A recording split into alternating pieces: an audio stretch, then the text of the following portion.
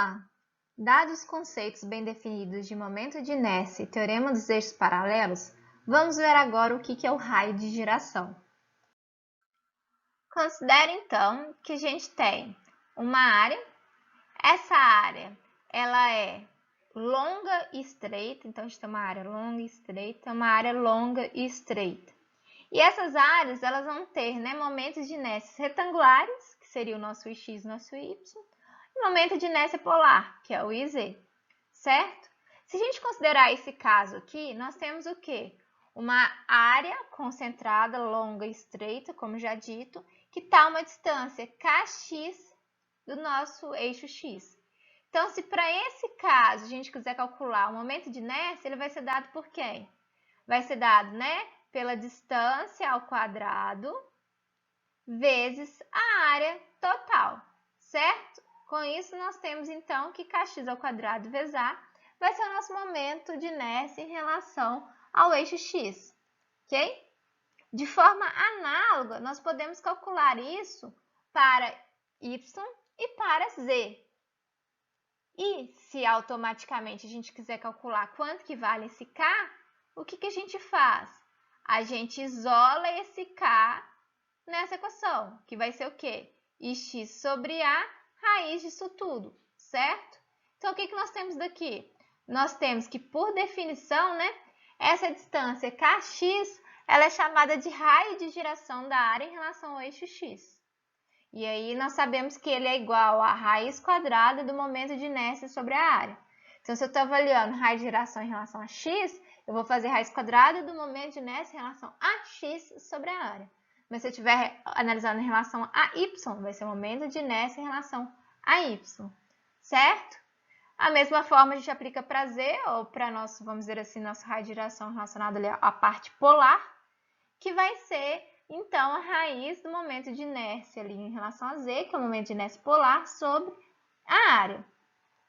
De forma análoga também, o que a gente já viu em relação ao momento de inércia, nós vamos ter que k polar ali em relação ao nosso polo O ao quadrado, vai ser igual a kx ao quadrado mais ky ao quadrado.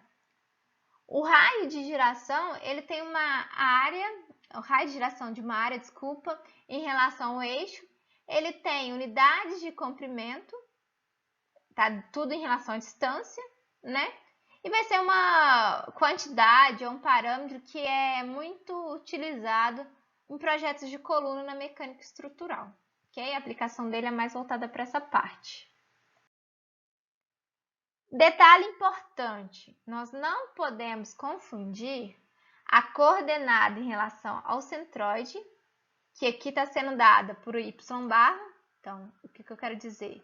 Nós não podemos confundir y barra aqui, a coordenada de uma centroide, com o raio de giração kx, ok? Y barra, ele é o valor médio das distâncias dos elementos de área que tem nessa área ao ponto x, ok? Então, se eu somar aqui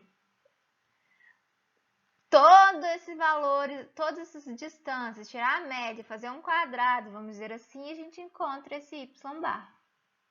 Agora, o que é o nosso kx? O kx é ao quadrado, que é o nosso kx ao quadrado. Ele vai ser a média dos quadrados dessas distâncias. Então, aqui eu tenho o quadrado da média e aqui eu tenho o quadrado da média dos quadrados. Ok? São coisas distintas. Portanto, o que isso me infere, traz para a gente? Que o momento de inércia não é igual a y barra ao quadrado, uma vez que o quadrado da média vai ser sempre menor que a média dos quadrados.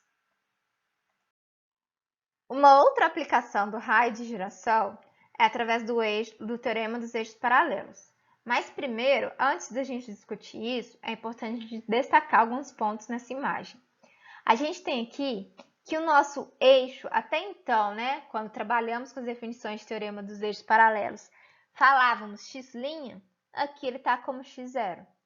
Bem como quando a gente falava, a distância entre os eixos paralelos, a gente chamava aqui em relação a x de dy, aqui está como dx. que isso implica? Isso mostra pra gente que cada referência bibliográfica, cada literatura vai ter uma forma de apresentar os conceitos e que, consequentemente, a gente não tem que decorar as variáveis da fórmula, mas sim o raciocínio. O que o teorema dos eixos paralelos traz para a gente? Quando fala lá dy, a distância, né, entre os eixos que estão ao longo ali de x, né, na direção x. Então, nesse caso, o dx que estaria lá, no caso do teorema dos paralelos, aqui, ele está aqui. Ah, então mudou, o que é isso, o que é aquilo? Só foi mudança de nomenclatura. Cada livro está tratando isso de um jeito, então a gente tem que ter atenção quando a gente vai pegar livros distintos, autores distintos, para estudar. Então, com base nisso, o teorema dos eixos paralelos diz para a gente o seguinte, que K ao quadrado, então, raio de giração, por exemplo, em relação ao x aqui, né, desse elemento infinitesimal que a gente está avaliando, dessa área A aqui, ele vai ser dado, né, pelo soma do nosso raio de giração em relação a esse eixo, mais a distância entre os eixos paralelos aí ao quadrado. Em outras palavras, né, o nosso kx0 aqui ao quadrado, o kx0 está representando o raio de giração em relação ao eixo que passa pelo centroide, que aqui está definido por C, e obrigatoriamente tem que ser paralelo aqui, né, ao eixo associado a K, no caso x, bem como que dx está sendo a distância perpendicular entre esses dois eixos. Lembrando sempre que o próprio nome diz teorema dos eixos paralelos. Então, esses eixos, para a gente fazer essa relação, tem que ser paralelos, certo?